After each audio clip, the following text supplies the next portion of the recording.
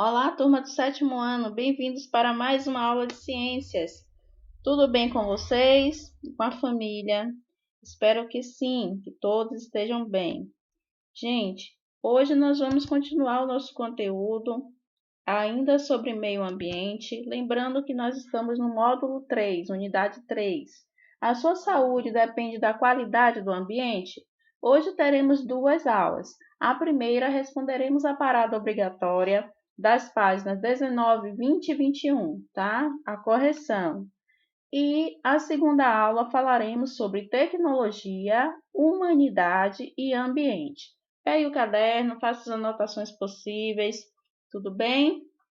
Então, vamos começar aqui com a questão número 5, que está na página 19. Anotem aí sempre, gente. Anota no caderno qual é a atividade, qual é a página, qual foi o dia, qual foi o vídeo postado. Isso vai ajudar vocês na revisão para avaliação, ok? Então, vamos começar aqui na questão número 5. Apesar de a maior parte, ou seja, 99% do ar atmosférico ser formado pelos gases nitrogênio e oxigênio, já estudado aí com vocês no sexto ano, também no sétimo, onde o nitrogênio ocupa 78% do ar atmosférico e o oxigênio 21%. Quando discutimos sobre a poluição do ar, devemos nos preocupar com 1% de outros gases. Explique essa afirmação. É importante entendermos o seguinte: a Terra não está satisfeita. Olha a cara de desânimo da Terra, né? O planeta Terra está pedindo o quê? Socorro.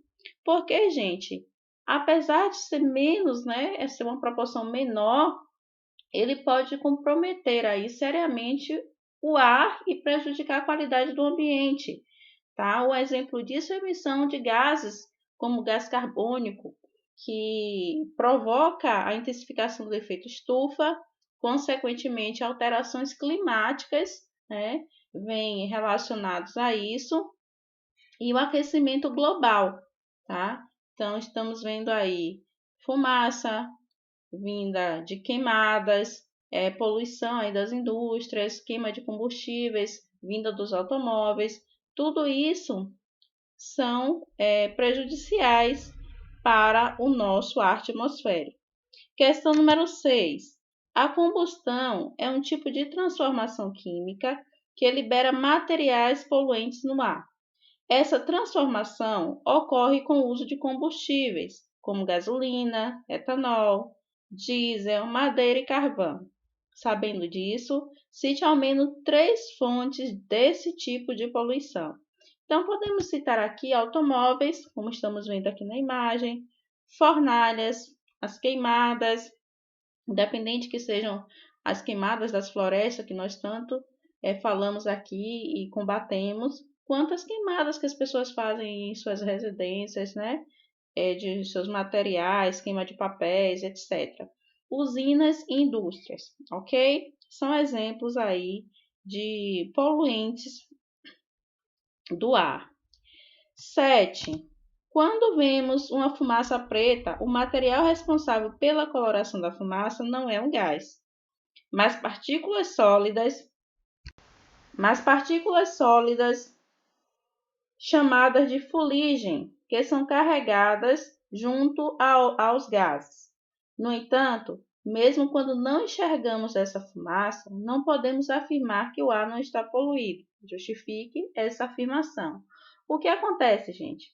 Diversos gases, né, são poluentes e também são incolores, né? Então, eles não conseguem ser vistos em uma cor escura, como nós costumamos a identificar um ar poluído. Ah, está poluído porque está queimando, está escuro, está acinzentado. Não conseguimos identificar esses poluentes, tá? Então, o aspecto visual não vai ser a única fonte que vai me provar que o ar está ou não poluído, né? Ao respirarmos esse ar, é que podemos perceber a diferença entre um ar puro e um ar poluído, por exemplo. Questão número 8. Em alguns casos, uma espécie é considerada extinta, mesmo ainda mesmo quando ainda existem alguns poucos casais vivos na natureza. Elabora uma hipótese para justificar por que, mesmo com exemplares vivos, a espécie recebe essa classificação. Geralmente, podem até existir algumas espécies, alguns casais, sei lá, 6, 7 casais, desse animal em alguma região, em algum local.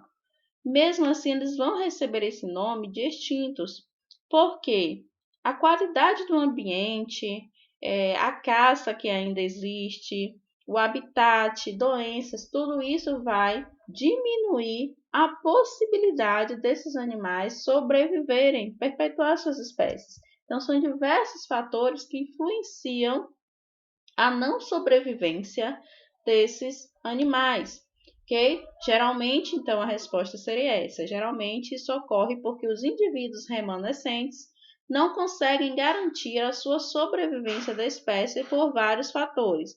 Então, temos aqui top 5 animais ameaçados em extinção.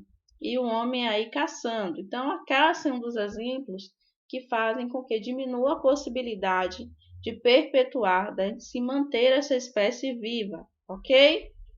Questão número 9. Uma maneira de controlar as populações de espécies exóticas é liberar um ambiente, um predador natural da espécie.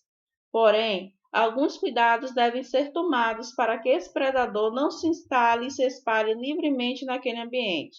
Sobre isso, responda. Qual o efeito positivo de se introduzir no ambiente um predador de uma espécie exótica? Vejamos o exemplo que eu dei na aula anterior, na última aula. Se tem aquele caramujo que ele é uma espécie exótica que foi introduzida intencionalmente pelo homem a fim de substituir o escargot, que é um caramujo, né, que serve de alimentação. Vejam bem, se eu coloco agora um predador dessa espécie exótica, qual é a minha contribuição? Qual é a minha intenção? Seria então diminuir, tá, a população dessa espécie que está sendo indesejada no ambiente, porque ele está causando desequilíbrio. Que desequilíbrio? Destruir plantações, jardins, ser abrigo, né, hospedeiro aí de mosquitos, tá? Quando eles morrem, a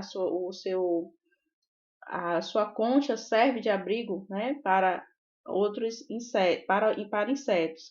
Então, neste caso aqui, eu estaria contribuindo dessa forma, colocando um predador para a espécie exótica para diminuir a população dessa espécie exótica, tá? Está sendo indesejada. No caso, dei esse exemplo aí, mas poderia ter algum outro exemplo. Como tem aqui na imagem. Eu tenho uma espécie invasora, os peixes todos assustados. Quem é esse mal encarado que vem aí tirando uma de valentão, querendo destruir tudo, tomar nossa alimentação, nosso espaço, etc. Aí o que, que o ser humano faz? O que, que o homem faz? Introduz intencionalmente uma espécie predadora para eliminar quem? Essa espécie invasora aí do peixe, né? Esse mal-humorado que chegou aí. Tudo bem? Letra B. Por que devem ser tomados cuidados para que ele não se espalhe livremente pelo ambiente? Vejam bem, quando eu falo de introduzir um predador, esse predador ele tem que ser colocado com cautela, tem que ser avaliadas as possibilidades dele ser inserido neste local. Porque senão, gente, o predador vai virar também o quê? Uma espécie invasora e vai causar um impacto ambiental. Então, é um ciclo que vai se formando e tem que ter cuidado para que isso não aconteça. Questão número 10. Tem um texto muito interessante que eu não coloquei aqui, mas vocês procurem, né? Quem tiver com o módulo já em mãos, leiam, o texto é bem interessante. Quem não tiver, pede ao colega para dar um print aí para acompanhar a leitura. Esse texto fala da possibilidade de cada vez mais, né, uma possibilidade real, de termos zoológicos de animais extintos. Como assim? Um museu? Não, um zoológico de animais extintos e vivos. Como seria isso, Pro? Para muitos, esse cenário é um pesadelo distópico. Como distópico, né? Algo que não tem sentido, tá? Mas para outros vai gerar aí uma empolgação. Como seria, então, esse zoológico de animais extintos? Através de clonagem, tá? Então, eles acreditam que as visitas, né, à indústria do turismo em 2070 seria diferente, porque já teríamos aí esses animais, tá? Extintos, vivos, sendo mostrados.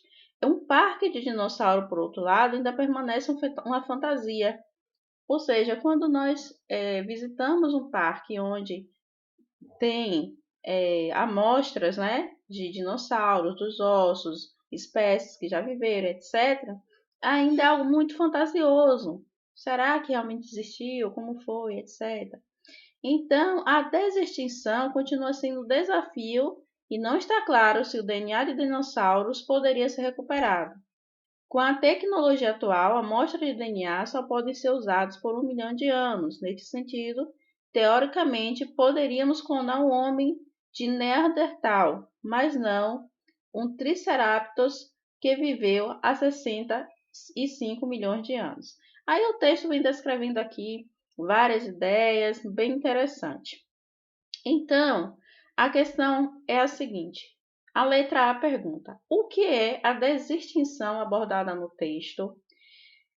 Pode-se deduzir, então, gente, que a desextinção seria uma espécie de clonagem, tá? De espécies extintas, formando uma nova população. Ah, ficou extinto, vamos pegar aqui o DNA, clonar esse ser vivo para que ele volte ao meio ambiente. Seria basicamente isso. Na letra B, a clonagem é um método no qual, a partir de uma amostra de DNA, pode-se criar um ser vivo, como foi o caso aqui da ovelhinha Dolly, que foi a primeiro animal a ser clonado, marcou aí a década, né, de 90, foi o boom assim na história da genética, tá? A ovelhinha Dolly. E aí tentaram ganhar dinheiro fazendo refrigerante com o nome da ovelhinha, e não deu certo. Aquele refrigerantezinho que a gente, né, já sabe. Enfim, o que quer dizer aqui?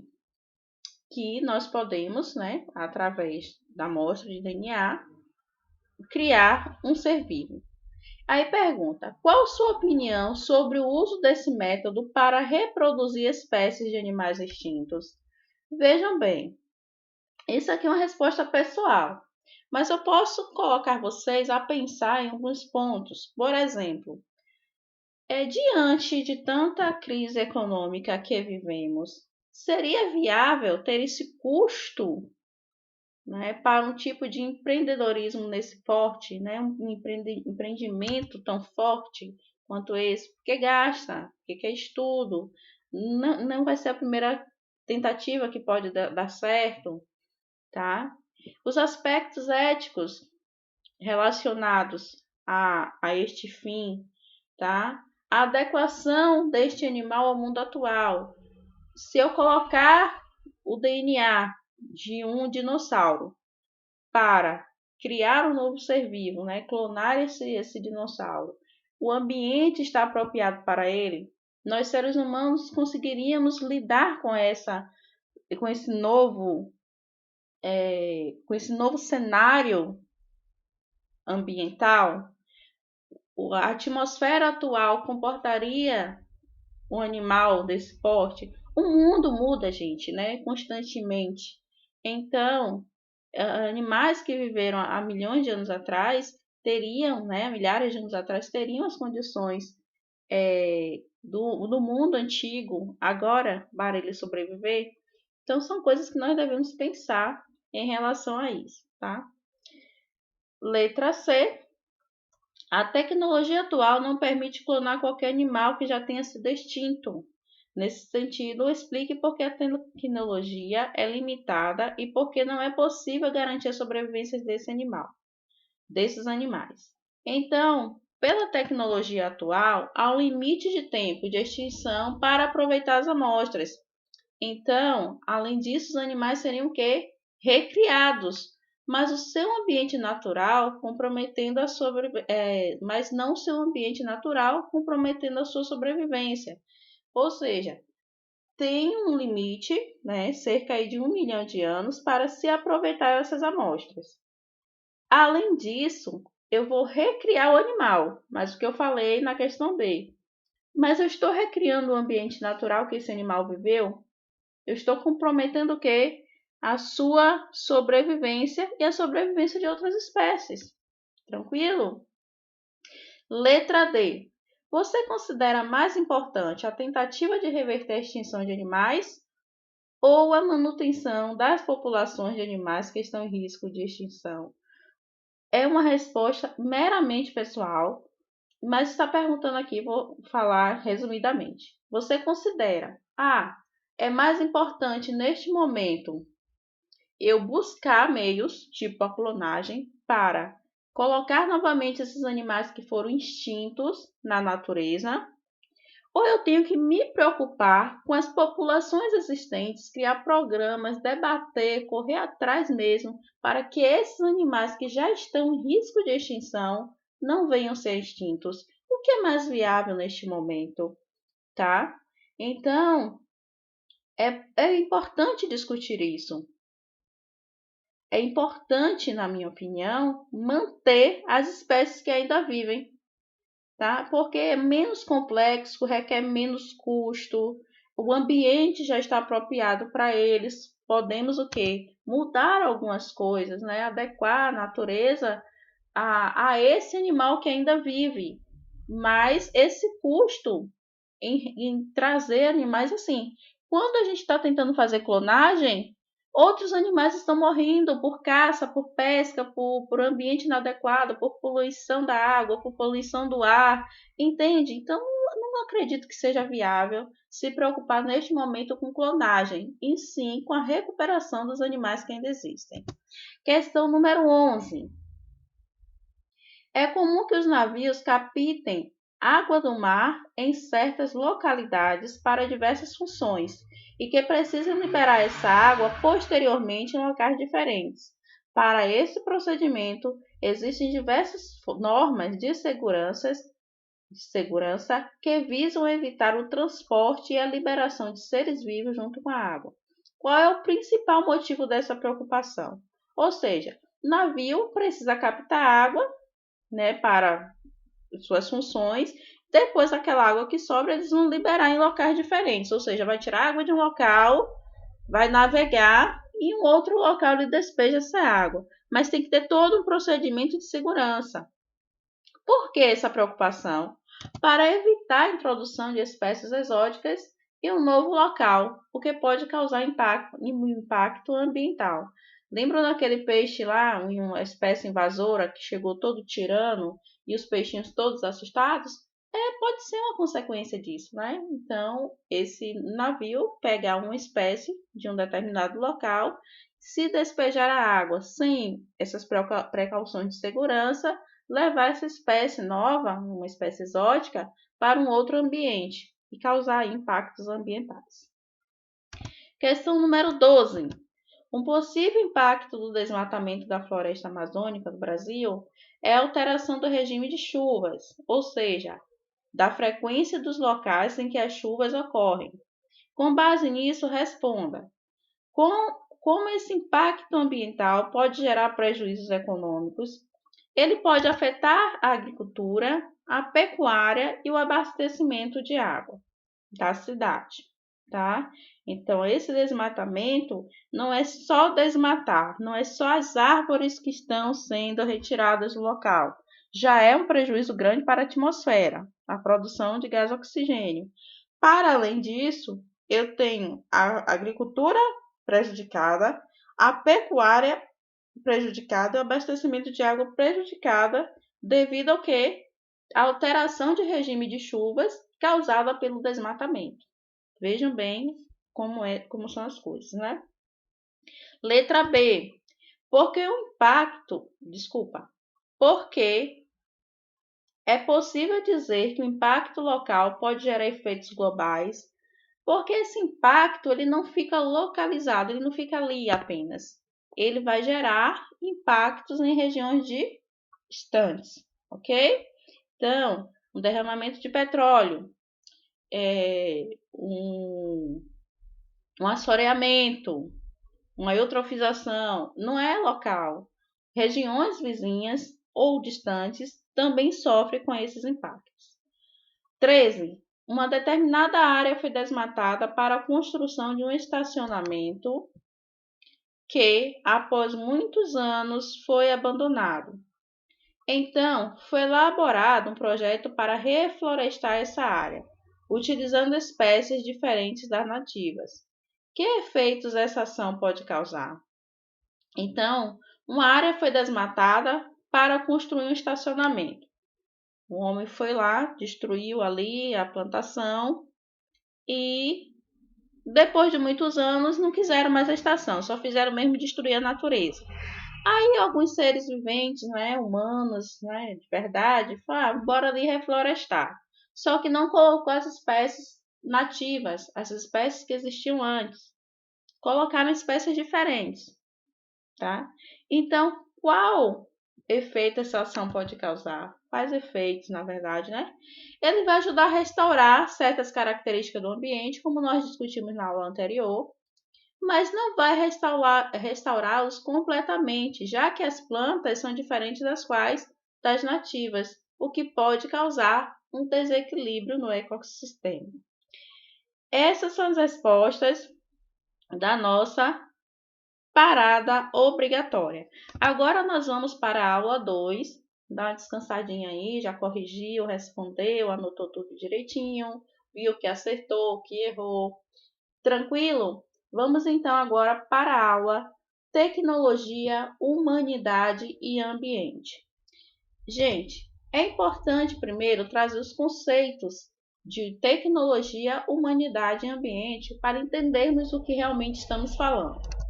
Tecnologia, segundo a Cielo, que traz aí a referência de Longo, de 1984, tecnologia é o conjunto de conhecimentos científicos, ou seja, aqueles estudados, né, tudo certinho, ou empíricos, trazidos pelo homem comum, empregados na produção e comercialização de bens e serviços.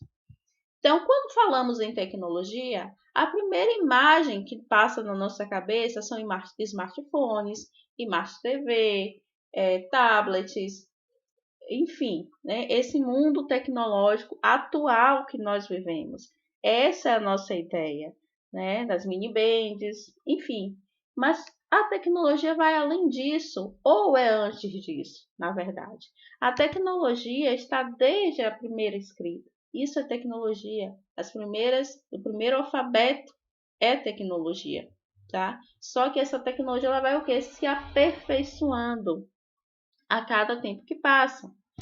Então, a construção de ferramentas aí no período da Idade das Pedras já é também uma tecnologia.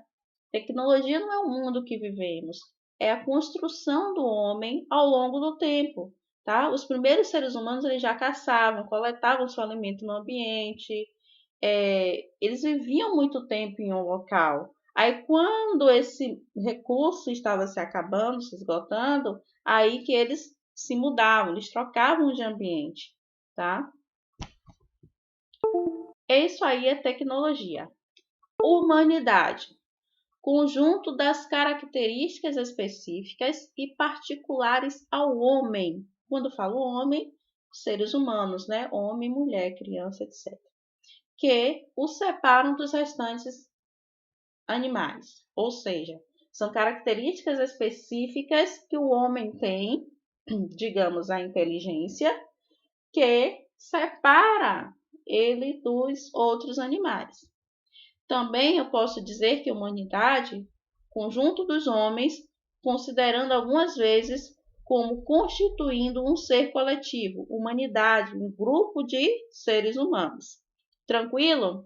Mas assim caminha a humanidade, ainda com estilo primitivo, né? Destruindo o planeta com aquecimento. Trouxe aqui só para fazer uma provocação. Agora, ambiente. um sistema formado por elementos naturais e artificiais relacionados entre si e que são modificados pela ação humana. O homem, de novo, né, interferindo na natureza. Então, são elementos naturais e artificiais que estão relacionados aonde? Entre si. Fatores bióticos e abióticos. Tranquilo? Trata-se do meio que condiciona a forma de vida da sociedade e que inclui valores naturais, sociais e culturais e que existem num determinado local e momento. Ambiente, gente, tem vários sentidos. Eu preciso ficar em um ambiente sossegado. Quando você fala ambiente sossegado, isso está relacionado ao que você considera sossego para você. É no seu quarto tranquilo? É numa praia? Isso é um ambiente, tá? O ambiente naquele momento não estava favorável para mim. Ou seja, a forma como as pessoas estavam se posicionando não era favorável. Então a gente fala o quê? Um ambiente, sabe? Então, um ambiente social, natural, cultural, tudo isso nós podemos considerar como ambiente. Trouxe aqui um planeta Terra para vocês e as pessoas aí, né? Vivendo neste ambiente, suas casas, meio de transportes, fazendo compras, as árvores, enfim. Isso é um ambiente, é um conjunto de fatores bióticos e abióticos.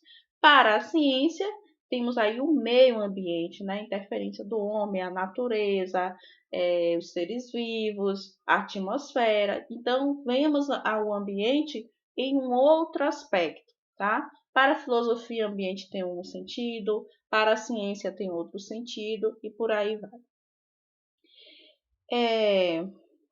Continuando, falando aqui sobre a Revolução Agrícola. O que foi a Revolução Agrícola, Pro? Cerca de 12 mil anos atrás, ocorreu quando os seres humanos desenvolveram a agricultura e passaram, então, a se fixar em determinadas áreas, assim, perto de rios. Então, eles queriam o quê? Cultivar os seus alimentos. Essa aí foi a primeira revolução agrícola. Temos a segunda revolução, que é o momento que já se faz o uso dos animais, né, os equinos, cavalos, etc., para poder utilizar de meio de transporte e também para o trabalho dessa colheita, tá? Então, eles começaram a se fixar em determinadas áreas onde era possível coletar, né, cultivar os seus alimentos. Com o tempo, essas áreas vão dando origem ao quê? Às cidades. Isso foi, né, 12 mil anos antes de Cristo, ainda no período neolítico. Tá? Eles deixaram de ser nômades, de estar mudando de local em local e se fixaram, mas aí começaram a plantar o seu alimento, tá? Desta forma, o que acontece? É possível perceber que os seres humanos vão alterando o quê? O ambiente de acordo com suas necessidades para sobreviver, tá? Então, essas alterações, como a caça, né, a pesca, etc., que a gente vai falar lá no finalzinho, foram aí a partir, né, desse momento aí, desse período. Essas tecnologias trazem modificações no ambiente onde o homem se apropria para o seu bem-estar. Então, o homem começa agora a se apropriar da natureza, pensando no seu bem-estar. Aqui nós temos uma ilustração, a mostra de pontas de lanças feitas com pedra. Então, a necessidade que o homem tinha de lascar a carne do animal, né? Que a gente não fala cortar, porque não tinha como cortar. Eles lascavam a carne do animal ou furar alguma madeira. Então, tudo isso eles vão construindo as suas ferramentas de acordo com as necessidades. Aí, quando a gente olha os Flintstones, as imagens das roupas de cada um nesse período aí da Idade da Pedra, né, que foi um filme recriado e virou desenho por muito tempo, nós estamos vendo o quê? A retratação do homem se apropriando da natureza no sentido de caçar os animais para retirar do animal a pele para se vestir. Entende? Então, ele está pensando no momento aqui, no seu bem-estar. Ele começa a modificar o ambiente, causando o quê? A extinção de algumas espécies, digamos assim, né? Começa a matar os animais para utilizar deles o recurso, o fator que é pertencente a ele, que era a pele, o seu pelo. Então, ele começa a usar para se aquecer, ok? Então, já é uma forma de alterar o meio ambiente com a caça de animais que levam as espécies à extinção, o desmatamento também, tá? Para a área de cultivo, vai aí então produzindo desequilíbrios ecológicos. A seguir, vamos falar também da tecnologia na antiguidade. O crescimento da população humana e das cidades é igual que impactos ambientais. Cada vez que ocorre natalidade em grande taxa, a consequência é que a população aumente. As cidades que foram, né, se formando aqui, por exemplo, aqui é uma imagem do Rio de Janeiro, vejam a quantidade de veículos, né, de automóveis, de motos, etc. E a construção dessas casas para comportar um número de pessoas. Gente, quais são os impactos ambientais gerados no aumento da população e das cidades? Aqui já falamos sobre a emissão de gases poluentes através da queima de combustíveis, como a gasolina. Olha o número de carros. Se não tivesse saneamento básico, né, o básico mesmo, né, uma rede de esgoto, um tratamento de água, todo acúmulo de rede de esgoto vai para onde? Para os rios e praias mais próximas neste local. Além dos lixos, tá? Que são aí jogados no ambiente aberto, sem um aterro sanitário, sem um tratamento adequado de coleta. Entendem? Então, são algumas das consequências. Proliferação de animais que trazem doenças, como o rato, morcegos, né, que também podem trazer doenças, bactérias, enfim, uma série de prejuízos, além do chorume, né, que é esse líquido que vai exalar um odor característico no ar atmosférico. Então, são os impactos ambientais devido ao crescimento da população e das cidades. Mas vejam bem, tem uma aula aqui no início de abril, no finalzinho de abril, na verdade, no início, quando começamos as aulas EAD, que fala sobre a Revolução Industrial. Vou deixar linkado só para vocês terem uma base do que é a Revolução Industrial, tá? Que foi considerada assim, um avanço tecnológico, sim, ok, né? Que permitiu aí o desenvolvimento da indústria moderna, onde se começa a produção de máquinas a vapor. Só que a liberação de gases poluentes na atmosfera, depois disso aí, foi crescente, de uma forma assustadora e sem nenhuma pausa. Nós não estamos vendo em momento nenhum aqui uma linha reta dizendo assim, agora estacionou um pouquinho e parou. Não, a linha é crescente, tá? Então, a quantidade de gás carbônico no atmosférico ao longo dos anos, ele só tende a crescer. Esse gráfico aqui é de 2019, tá? Então, vejam bem, desde a antiguidade, que a humanidade ela estuda técnicas e métodos para determinados fins, como caçar, como plantar, construir, né, e explorar o que? Minérios, tá? Essa imagem aqui é a ilustração de um acidente ambiental, digamos assim, que aconteceu na Inglaterra em 1950, matando aí cerca de 10 mil pessoas. Por quê? Além do uso dos combustíveis fósseis diretamente responsáveis pela emissão de gás carbônico na atmosfera, outros materiais começaram a ser utilizados pelas pessoas, gerando novos poluentes. Assim, conforme a humanidade desenvolvia a tecnologia, aumentava sua capacidade de gerar o quê? Impactos ambientais e degradar o ambiente. Vários eventos que custaram muitas vidas ocorreram devido à emissão de poluentes.